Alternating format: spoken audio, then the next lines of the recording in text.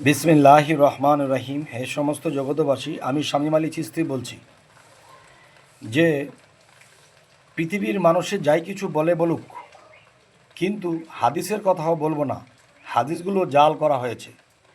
এবং কোরআনের মধ্যে যদি যাই, যে কোরআনকে মানতে পারেন, কোরআনের মধ্যেও দেখা যায় তাফসিরকে ডুপ্লিকেট করে ফেলেছে।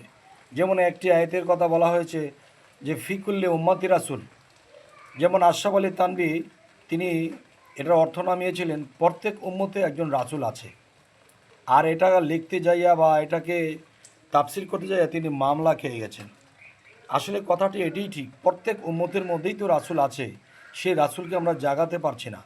আর সেই রাসূলকে জাগাতে হলে অবশ্যই অবশ্যই আমাদের একজন কামেল মুর্শিদের কাছে যাইতে হবে।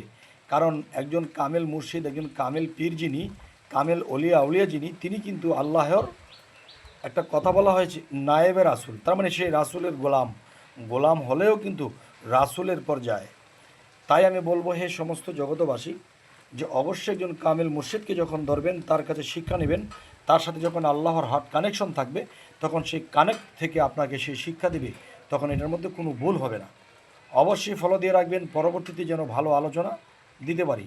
সকলে ভালো থাকবেন। আল্লাহ হাফিজ।